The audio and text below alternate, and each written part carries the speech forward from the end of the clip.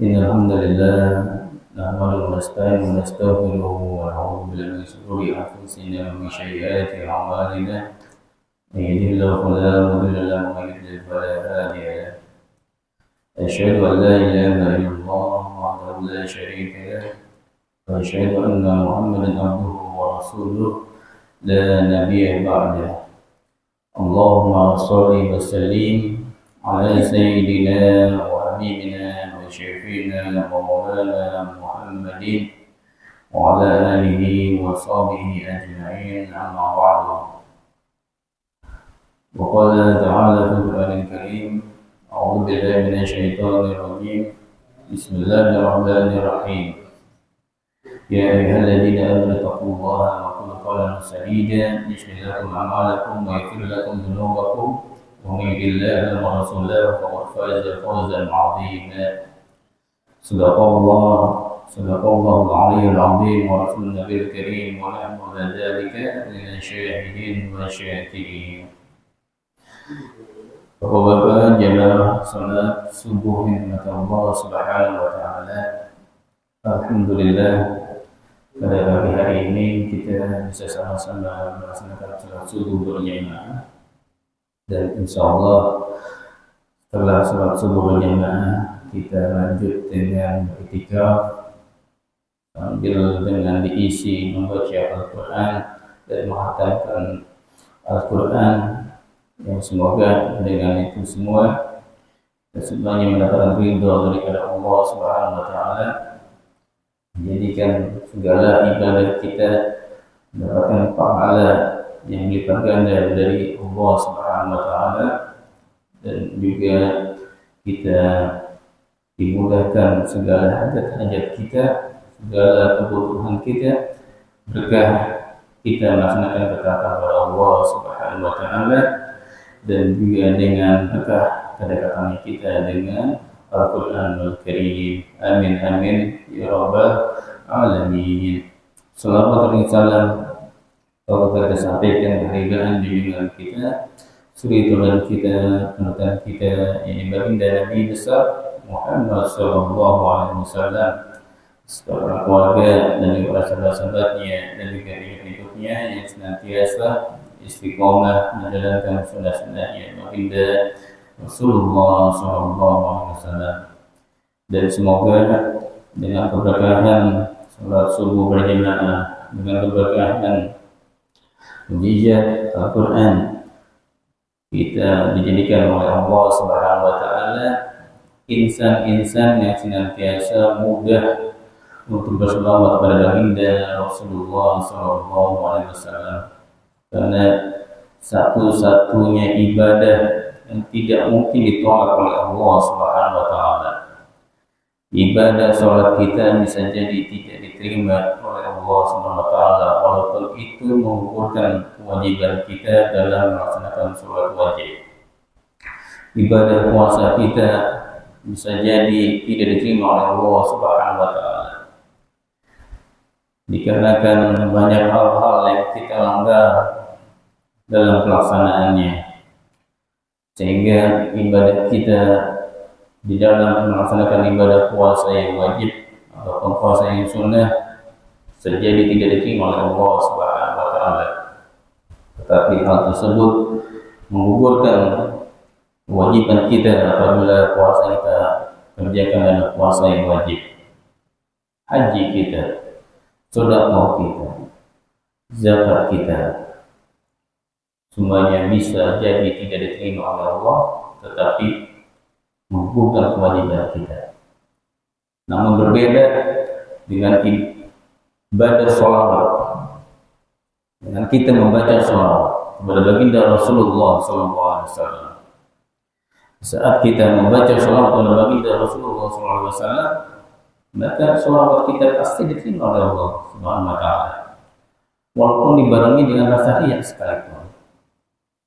Jadi ibadah yang dibarengi dengan rasa riya dan diterima oleh Allah Subhanahu wa taala, satu-satunya hanya ibadah sholat.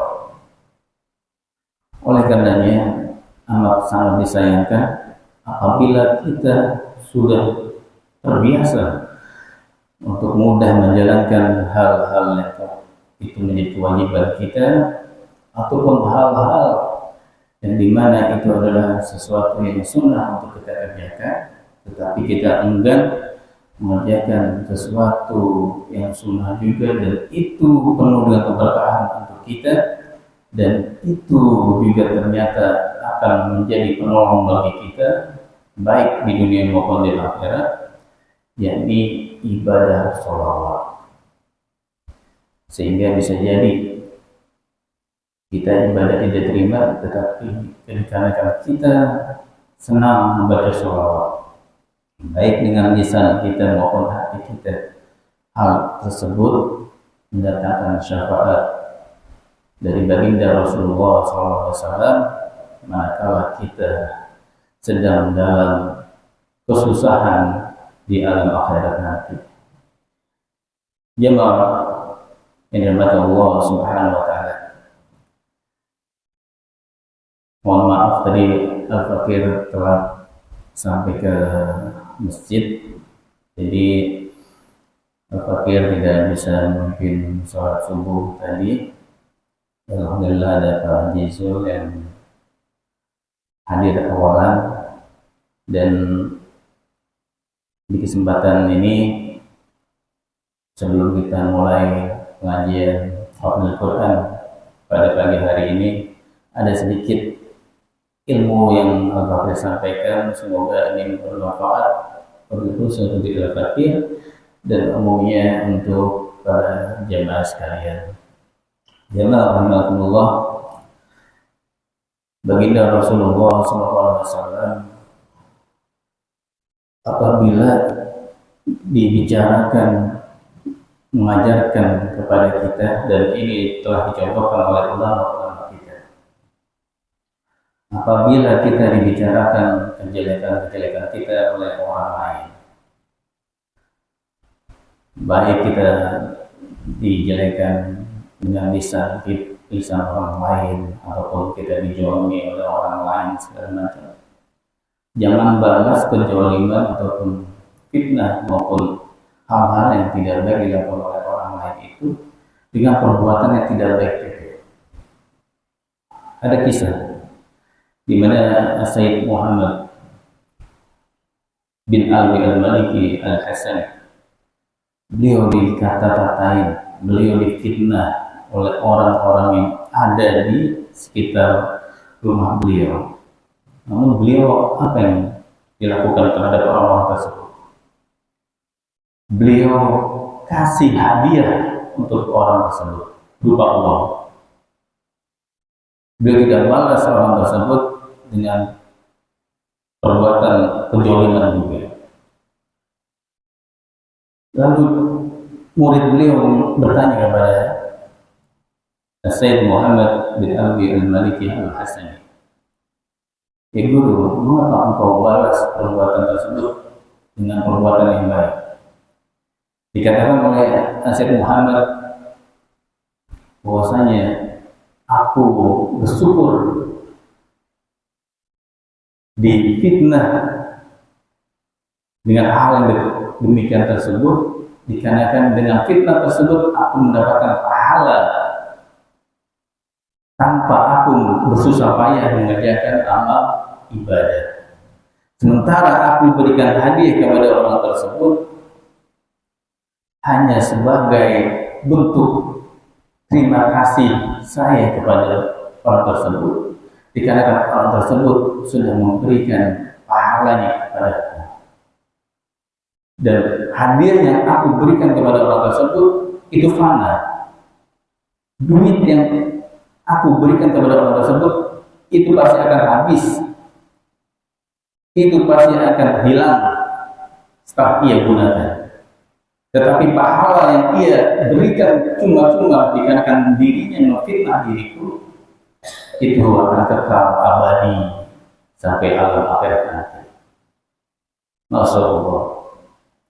Jadi jemaah rahmatullah, apabila ini menjadi contoh bagi kita, dan semoga hal ini bisa kita terapkan dan bisa kita praktekkan dalam kehidupan beragama kita. apabila kita difitnah oleh orang lain, digibahin oleh orang lain, jangan pernah kita balas dendam, jangan pernah kita sakit hati.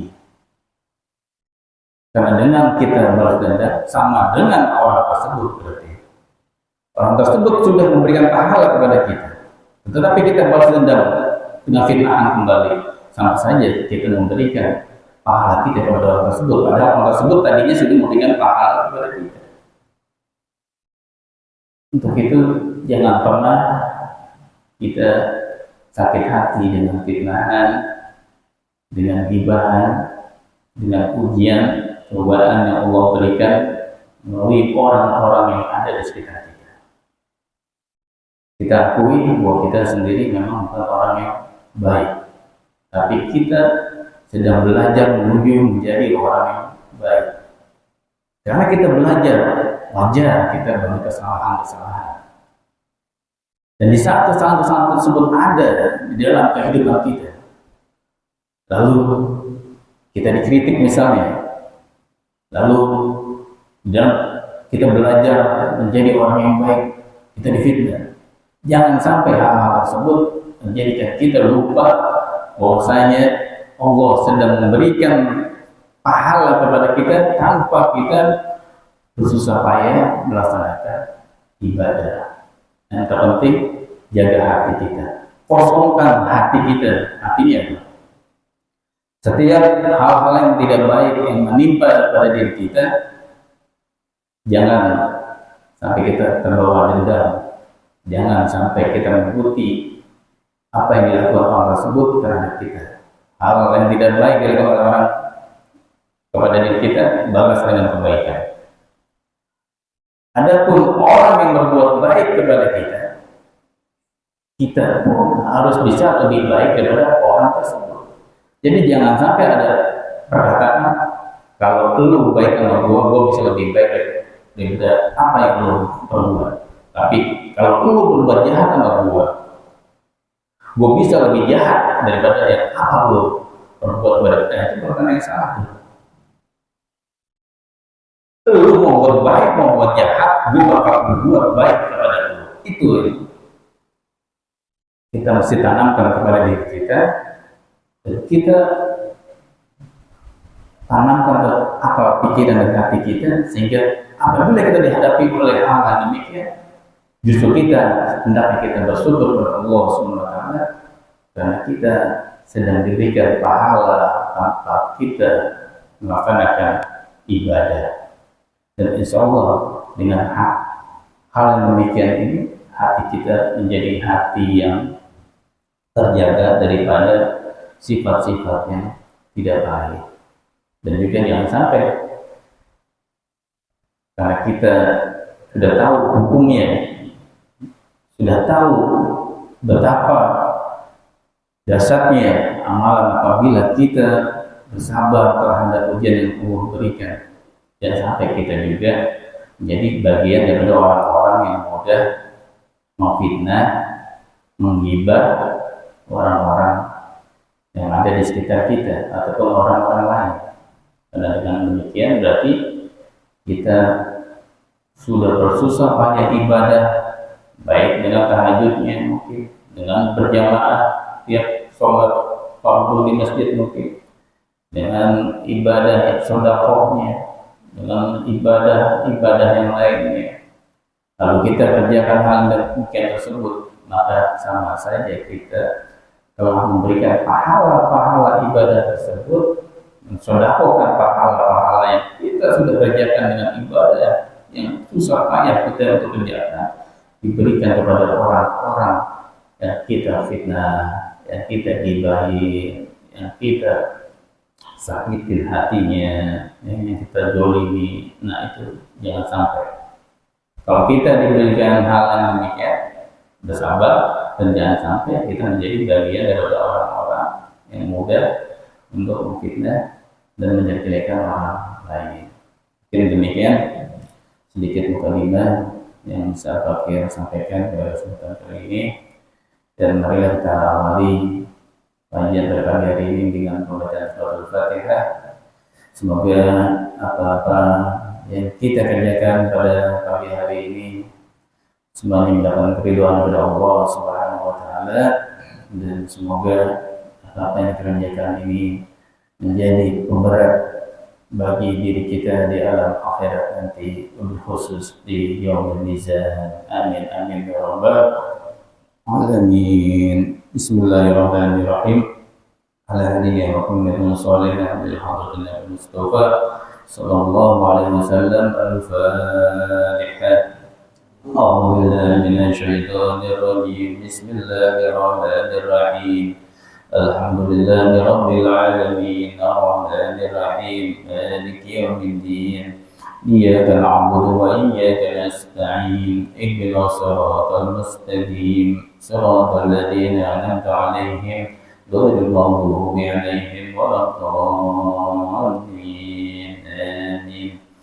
Bismillahirrahmanirrahim. Billahi min tawassul ila hadratil Mustafa sallallahu alaihi wasallam wa alihi wa azwajihi wa dhurriyyatihi wa ibadihi wa ansarihi. Al-Fatihah. A'udzu billahi minasyaitonir rajim. Bismillahirrahmanirrahim. Alhamdulillahi rabbil alamin. Ar-rahmanir rahim. Maliki yaumiddin. Iyyaka na'budu wa iyyaka nasta'in. Ihdinas siratal mustaqim. Siratal ladzina an'amta 'alaihim ghairil maghdubi 'alaihim waladdallin. Amin.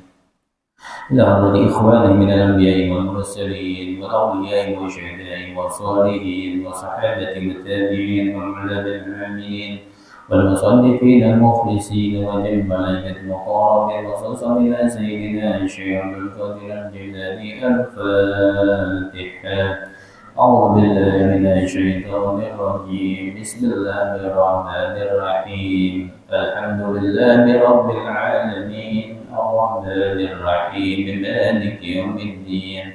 إياك نعبد وإياك نستعين. اهدنا الصراط المستقيم. صراط الذين أنعمت عليهم غير المغضوب عليهم ولا الضالين. آمين. Sebutkan almarhum, mohon rahmat keluarga kita, orang tua kita, guru-guru kita yang telah menghormati kita. Semoga Allah Subhanahu wa taala ampuni segala dosa-dosanya, terima segala amal ibadahnya, dan dijadikan kuburnya rawdah min jannah. Seperti itu.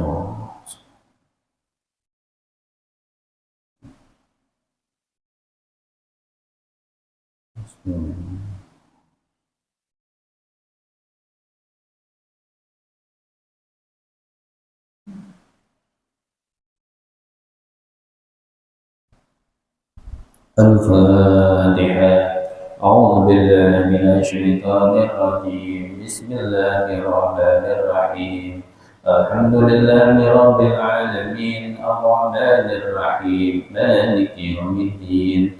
إياك نعبد وإياك نستعين. اهدنا الصراط المستقيم.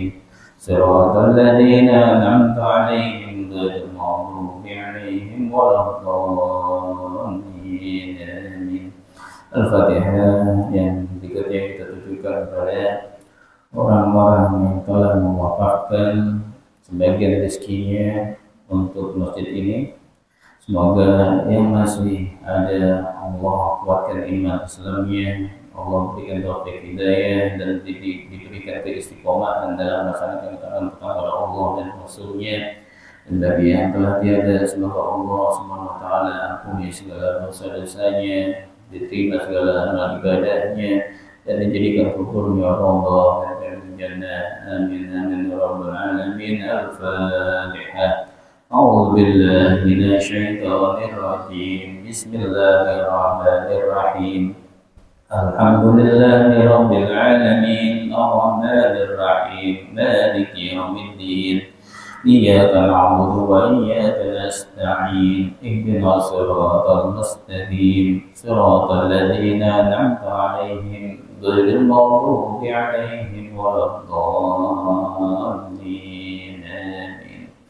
Al-Fatihah berikutnya kita tujukan kepada saudara-saudara kita ataupun orang tua kita yang sedang sakit. Semoga Allah angkat penyakitnya, Allah berikan kesembuhan, dan Allah berjadikan penyakitnya tersebut sebagai penggugur atas dosa-dosa yang telah dilakukan. Bil khusus kita doakan kepada saudara kita Bapak Hendra dan juga Ananda Nabila binti Bapak Syarif. Semoga Allah SWT angkat penyakitnya dan menjadikan kesehatan yang ada untuk dirinya senantiasa dapat digunakan dalam melaksanakan taat kepada Allah Subhanahu wa taala. Amin amin ya rabbal alamin. Al-Fatihah. A'udzu billahi minasyaitonir rajim. Bismillahirrahmanirrahim. Alhamdulillahi rabbil alamin. Ar-Rahmanir Rahim. Maliki yaumiddin. إياك نعبد وإياك نستعين اهدنا الصراط المستقيم صراط الذين أنعمت عليهم غير المغضوب عليهم ولا الضالين آمين. Al-Fatihah berikutnya yang kita doakan untuk saudara-saudara kita yang ada di Palestina, yang ada di negara-negara yang lain, yang sedang berjuang untuk menegakkan kalimat tauhid, kalimat Allah, la ilaha illallah Muhammadur Rasulullah, dan berjuang untuk lepas dari kezaliman orang-orang yang zalim terhadap bangsa dan negaranya.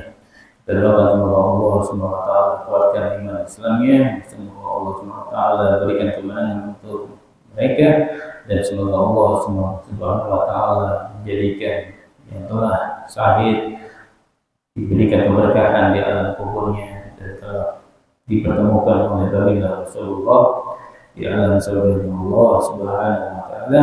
Amin amin ya rabbal alamin. Al-Fatihah. A'udzu billahi minasy syaithanir rajim. Bismillahirrahmanirrahim. Alhamdulillahi rabbil alamin. Ar-Rahmanir Rahim. Maliki yaumiddin. إياك نعبد وإياك نستعين اهدنا الصراط المستقيم صراط الذين أنعمت عليهم غير المغضوب عليهم ولا الضالين آمين. Al-Fatihah berikutnya kita tujukan untuk diri kita masing-masing. Semoga Allah Subhanahu wa taala jadikan kita semua insan-insan yang senantiasa istiqomah di dalam melaksanakan taat kepada Allah dan Rasul-Nya. Dan semoga Allah kabulkan segala hajat-hajat kita, sebutkan hajat-hajat kita.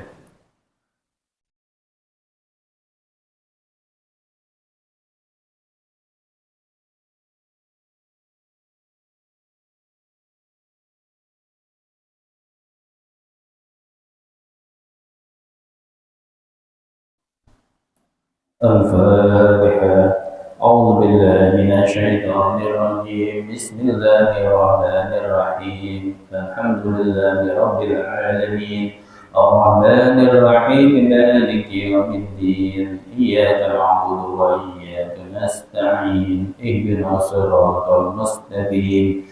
صراط الذين أنعمت عليهم غير المغضوب عليهم ولا الضالين آمين. Terakhir kita kirimkan Al-Fatihah untuk istri dan anak kita. Semoga istri kita dan anak kita menjadi insan-insan yang solehah dan soleh, sehingga keluarga kita menjadi keluarga yang sakinah, mawaddah, warahmah, dan bersama-sama bisa masuk ke alam surga Allah Subhanahu wa taala, terhindar daripada azab di neraka dan juga azab di alam kubur, dan mendapatkan kebahagiaan di dunia dan akhirat. Al-Fatihah. A'udzu billahi minasy syaithanir rajim. Bismillahirrahmanirrahim. Alhamdulillahi rabbil alamin. Ar-Rahmanir Rahim. Maliki yaumiddin. Iyyaka na'budu wa iyyaka nasta'in. Ihdinas siratal mustaqim. Siratal ladzina an'amta 'alaihim ghairil maghdubi 'alaihim waladdallin. Amin. أعوذ بالله من الشيطان الرجيم بسم الله الرحمن الرحيم والضحى والليل إذا سجى ما ودعك ربك وما قلى وللآخرة خير لك من الأولى ولسوف يعطيك ربك فترضى ألم يجدك يتيما فآوى ووجدك ضالا فهدى ووجدك عائلا فأغنى فأما اليتيم فلا تقهر وأما السائل فلا تنهر وأما بنعمة ربك فحدث الله أكبر لا إله إلا الله والله أكبر بسم الله الرحمن الرحيم ألم نشرح لك صدرك ووضعنا عنك وزرك الذي أنقض ظهرك ورفعنا لك ذكرك وإن مع العسر يسرا إن مع العسر يسرا فإذا فرغت فانصب وإلى ربك فارغب الله أكبر لا إله إلا الله والله أكبر بسم الله الرحمن الرحيم والتين والزيتون وطور سينين وهذا البلد الأمين لقد خلقنا الإنسان في أحسن تقويم ثم رددناه أسفل سافلين إلا الذين آمنوا وعملوا الصالحات فلهم أجر غير ممنون فما يكذبك بعد بالدين أليس الله بأحكم الحاكمين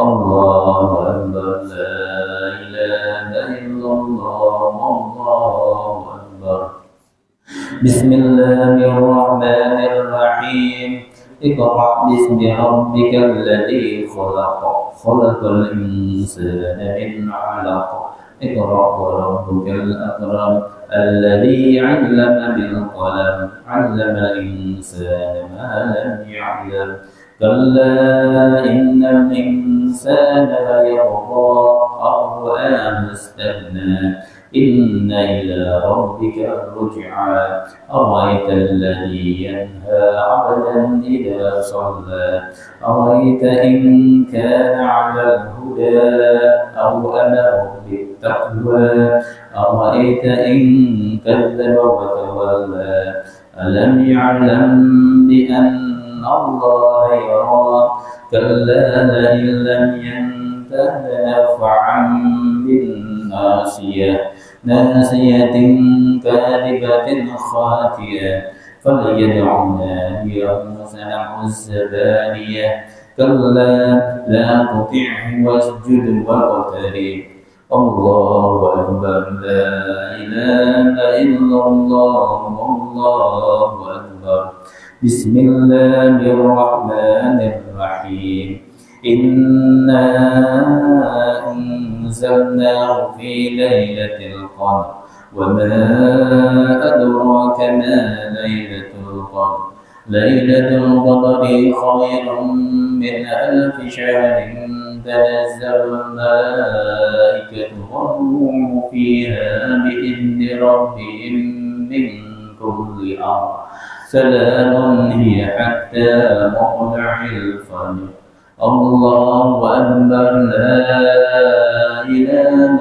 إلا الله والله أكبر بسم الله الرحمن الرحيم لم يكن الذين كفروا من أهل الكتاب والمشركين منفكين حتى تأتيهم البينة رسول من الله يتلو صحفا مطهرة فيها كتب قيمة وما تفرق الذين أوتوا الكتاب إلا من بعد ما جاءتهم البينة وما أمروا إلا ليعبدوا الله مخلصين له الدين حنفاء ويقيموا الصلاة حنفاء ويقيموا الصلاة ويؤتوا الزكاة وذلك دين القيمة إن الذين كفروا من أهل الكتاب والمشركين في نار جهنم خالدين فيها أولئك هم شر البرية إن الذين آمنوا وعملوا الصالحات أولئك هم خير البرية جزاؤهم عند ربهم جنات عدن تجري من تحتها الأنهار خالدين فيها أبدا رضي الله عنهم ورضوا عنه ذلك لمن خشي ربه الله أكبر لا إله إلا الله الله أكبر بسم الله الرحمن الرحيم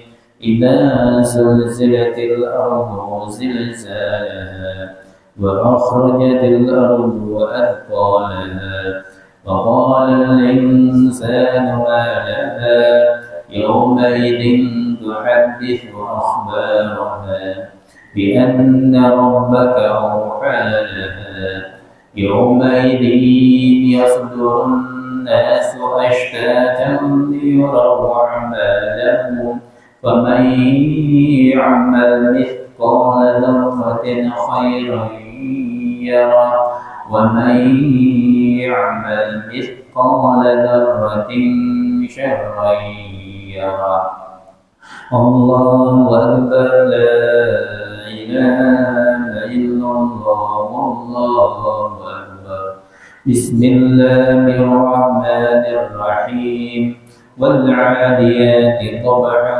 فالموريات قدحا فالمغيرات سبحا فأثرن به نقعا ووسطن به جمعا إن الإنسان لربه لكنود وإنه على ذلك لشهيد وإنه لحب الخير لشديد أفلا يعلم إذا بؤثر ما في القبور وحصل ما في الصدور إن ربهم بهم يومئذ لخبير الله أكبر لا إله إلا الله الله أكبر بسم الله الرحمن الرحيم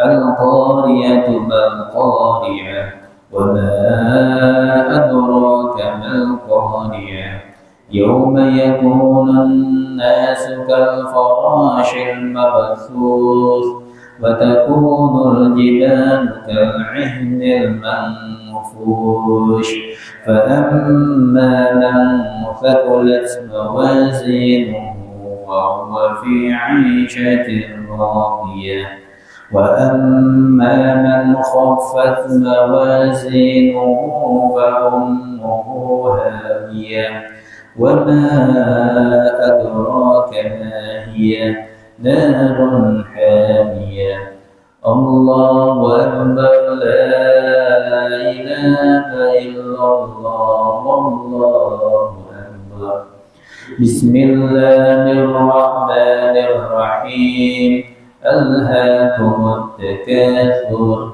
حتى زرتم المقابر كلا سوف تعلمون ثم كلا سوف تعلمون كلا لو تعلمون علم اليقين لترون الجحيم ثم لترونها عين اليقين ثم لتسألن يومئذ عن النعيم الله أكبر لا إله إلا الله الله أكبر بسم الله الرحمن الرحيم والعصر إن الإنسان لفي خسر إلا الذين آمنوا وعملوا الصالحات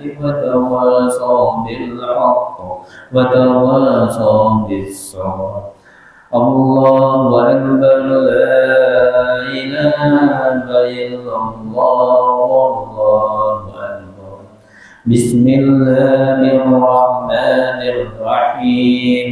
ويل لكل همزة لمزة الذي جمع ماله وعدده يحسب أن ماله أخلده كلا لينبذن في الحطمة وما أدراك ما الحطمة نار الله الموقدة التي تطلع على الأفئدة إنها عليهم مرصدة في عمد ممددة. الله أكبر، لا إله إلا الله، والله أكبر. بسم الله الرحمن الرحيم. ألم تر كيف فعل ربك بأصحاب الفيل ألم يجعل كيدهم في تضليل وأرسل عليهم طيرا أبابيل ترميهم بحجارة من سجيل فجعلهم كعصف مأكول. الله أكبر، لا إله إلا الله، الله أكبر. بسم الله الرحمن الرحيم.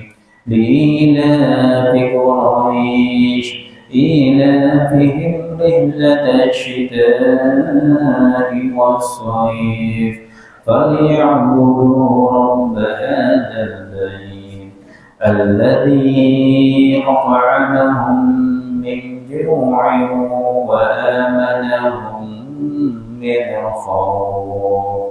الله أكبر، لا إله إلا الله، والله أكبر. بسم الله الرحمن الرحيم. أرأيت الذي يكذب بالدين فذلك الذي يدعو اليتيم ولا يحض على طعام المسكين فويل للمصلين الذين هم عن صلاتهم ساهون الذين هم يراءون ويمنعون الماعون. الله أكبر، لا إله إلا الله، والله أكبر. بسم الله الرحمن الرحيم. إنا أعطيناك الكوثر فصل لربك وانحر إن شانئك هو الأبتر. الله أكبر، لا إله إلا الله، والله أكبر. بسم الله الرحمن الرحيم. قل يا أيها الكافرون لا أعبد ما تعبدون ولا أنتم عابدون ما أعبد ولا أنا عابد ما عبدتم ولا أنتم عابدون ما أعبد لكم دينكم ولي دين. الله أكبر، لا إله إلا الله، والله أكبر. بسم الله الرحمن الرحيم.